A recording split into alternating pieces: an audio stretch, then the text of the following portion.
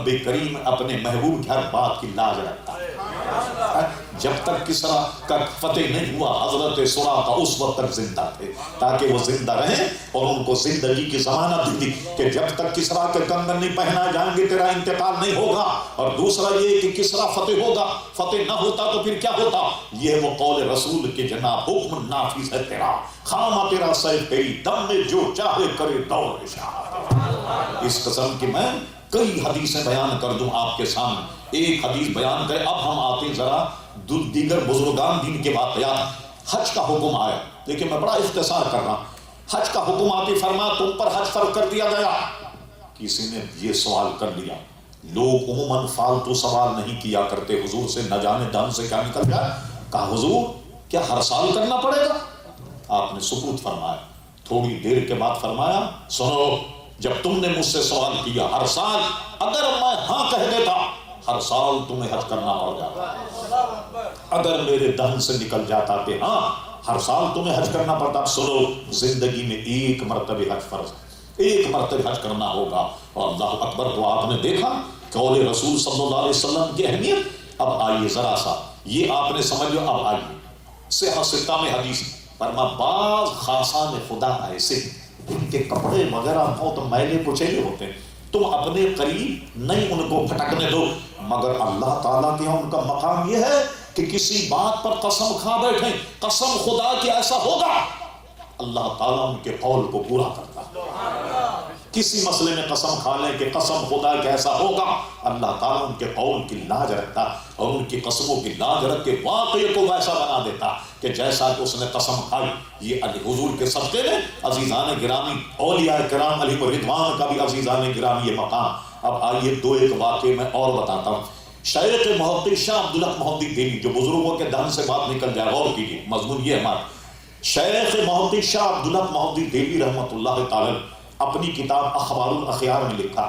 آپ میں کوئی گجرات کے صاحب ہوں گے، احمد آباد میں مزار شاہ عالم رحمۃ اللہ تعالی علیہ، بہت مشہور مزار. ان کی شہرت کی وجہ کیا ہے کہ وہ عالم دین تھے، اپنے علماء کو سبق پڑھاتے دور حدیث. ایک مرتبہ بیمار ہو گئے، طلباء کا 8-10 دن کا نقصان ہو گیا، سبق نہیں پڑھا تھا اپنے ٹائم. 8-10 دن کے بعد وہ ایک تخت پر بیٹھتے، اس تخت پر بیٹھے اور کفے افسوس کہ بہت برا ہوا، 8-10 دن میں بیمار رہا اور تمہیں سبق نہیں پڑھا سکا اور مناغہ ہو گیا سبق کا. ان کا نہیں صاحب، اب تو روز ہمیں سبق پڑھاتے رہے، روز سبق پڑھاتے رہے. کہ میں تو بیمار تھا، یہ معمہ بن گیا. سرکار ابد قرار پیارے مصطفیٰ ان کے خواب میں آئے، کہا شاہ عالم تیرے طلباء کا نقصان ہو رہا تھا، اس لیے 8-10 دن ہم نے سبق پڑھایا، ہم نے سبق پڑھایا. تو جس تخت پر وہ سبق پڑھایا گیا، بعد والوں نے اس تخت کو اٹھا لیا. اب اس کے بعد کوئی نہیں بیٹھ. اٹھانے کے بعد ایک درخت میں لٹکا دیا، جو آج بھی درخت میں لٹکا ہوا. اور مشہور یہ ہے گجرات میں، پورے ہندوستان میں، اس تخت کے نیچے کوئی آدمی اگر جائے تو پیارے مصطفیٰ کی جلوہ گری کی برکت سے اس کی دعا قبول ہو جائے. لیجیے صاحب، شیخ محقق لکھتے ہیں، شاہ عالم رحمۃ اللہ علیہ، یہ بات زبان پہ رہے، آپ کے ذہن میں رہے کہ قول رسول اور بزرگوں کے قول کا حضور کے صدقے میں کیا. ایک جگہ جا رہے تھے تو اس کو لکھا کس نے؟ امام المحدثین امام الائمہ شاہ عبدالحق محدث دہلوی. یہ 200-400 برس پہلے کے نہیں، ان کے وصال کی تاریخ 1052 ہجری.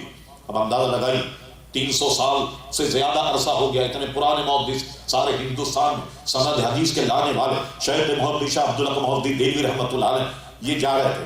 توجہ، ایک چیز سے ٹھوکر لگی، ایسے ٹھوکر لگی. جب ٹھوکر لگی تو فرمایا یہ کیا ہے؟ لکڑی ہے، لوہا ہے، پتھر ہے. یہ ان کے دھن سے نکلا. شیخ محقق کہتے ہیں ان کی زبان سے نکالنا تھا کہ جس سے ان کو ٹھوکر لگی، ادھر سے دیکھو تو لکڑی نظر آتا، ادھر سے دیکھو تو پتھر نظر آتا، ادھر سے دیکھو تو لوہا نظر آتا. دیکھیے صاحب، تینوں خوبیاں اس میں پیدا ہو گئی. اللہ کے ولی کی دہن سے یہ نکلا کہ کیا ہے؟ لوہا ہے، لکڑی ہے، پتھر ہے. تو تینوں خوبیاں اس میں پیدا ہوں. کسی اینگل سے دیکھیے تو لکڑی نظر آتا، کسی اینگل سے دیکھیے تو آپ کو پتھر نظر آتا، کہیں سے دیکھیں تو لوہا نظر آتا. یہ اللہ کے بندے کے دہن سے جو بات نکل جائے وہ عزیزان گرامی آپ نے غور کیا. جب ان کے غلاموں کا یہ حال ہے تو پیارے مصطفیٰ کا کیا حال ہے. آئیے بمبئی میں ایک مزار پتہ نہیں ہمارے ہندوستانی بھائی وہاں گئے یا نہیں. ان کا نام ہے حضرت عبداللہ رحمت اللہ تعالی علیہ. ان کا مزار بمبئی میں ہے. عبداللہ بمبئی میں میں نے ان کے مزار پر حاضری دی. وہ بزرگ ہیں کہ بریلی شریف سے اعلیٰ حضرت ان سے ملنے کے لیے آئے. تو میزبانی کے طور پر انہوں نے کہا مولانا بڑی دور سے آئیں گے, کیا پئیں گے؟ کافی پئیں گے, سوڈا پئیں گے, چائے پئیں گے؟ اعلیٰ حضرت نے کہا حضور یہ تینوں باتیں آپ کے ڈھنگ سے نکلے تو تینوں ہی پلا دیں. جب آپ کے منہ سے نکلی ہے تو تینوں پلا دیں. اچھا وہ بھی ایسے انٹرنیشنل بزرگ تھے, انہوں نے کیا کیا؟ کافی بنائی, چائے بنائی, سوڈا, تینوں کو ملا کر کے کپ میں دیا. کیوں بولا نا سوڈا, کافی اور چائے تینوں کو ملا کر کے کپ میں دے دیا. اور اعلیٰ حضرت بڑی عقیدت سے اس کو پی لیا. آپ سن کر حیران ہوں گے آج بھی ان کے مزار پر لنگر یہی چلتا, چائے, کافی اور جناب سوڈا, یہ تینوں کو پلا کر کے گلاس میں دے کر گلاس دیا جاتا ہے کہ اعلیٰ حضرت نے یہ کہا لہذا جتنے زائرین مزار پر آنے والے وہ گویا یہی پئیں, سوڈا, کافی اور جناب چائے ملا کر کے چھوٹے چھوٹے کپوں میں یہ دی جاتی. تو آپ نے دیکھا جو بزرگوں کے دم سے نکل جائے, اللہ اکبر, اللہ تبارک و تعالیٰ اس میں کیسی برکت اور کیسے ایک دوسرے کا قدر کیا جاتا. اب آئیے وقت کافی ہو چکا, ایک واقعہ اور سنا کر کچھ مختصر گفتگو. وہ یہ ہے کہ ایک اعلیٰ حضرت کے زمانے میں نواب تھے, ان کا نام تھا نواب امجد علی. وہ شکار کو گئے اور ہرن پر نشانہ باندھ کر جب گولی چلائے, جانے نشانہ خطا ہو گیا, کیا ہوا؟ گولی کسی اور کے لگی اور آدمی مر گیا. لیجیے صاحب مقدمہ چلا, آدمی کا انتقال ہو گیا. مقدمے میں برطانوی کوٹ اور کچہری تھی, ان کو سزائے موت سنا دی گئی. سزائے موت سنا دی, فلاں وقت فلاں دن اتنے وقت پر ان کو سزائے موت دی جائے. چلیے صاحب سزائے موت انہوں نے سن لی, کال کوٹری منتقل کر دیے گئے, بلیک وارنٹ ان کو دکھا دیا گیا. اور اس کے بعد جب آخری ملاقات کرنے کے لوگ آئے تو وہ ہنس رہے. لوگوں نے کہا کھسک گئی نواب صاحب, بھئی آدمی تو صبح مرنا ہے اور ہنس رہا مسکرا رہا, اس کو پرواہ نہیں مرنے. تو انہوں نے کہا کیا مسئلہ کیا ہے؟ ارے کہنے لگے مجھے تو ان کا باپ بھی پھانسی نہیں دے سکتا, تم بے فکر ہو, صبح میں آؤں گا ناشتہ کروں گا گھر آ. لوگ یہی سمجھے کہ کھسک گئی نواب صاحب, مرنے والے بھائی انگریز برطانوی راجے کسی کی سفارش نہیں, کچھ نہیں, اور صبح ان کو پھانسی ہونے والی. مگر وہ بالکل اطمینان, چہرے پہ ان کے کوئی جھرری نہیں, کوئی جناب پریشانی کا عالم نہیں, اور کہہ رہے ہیں کہ تم صبح انتظام کرنا, میں ناشتہ گھر آ کر کے کروں گا.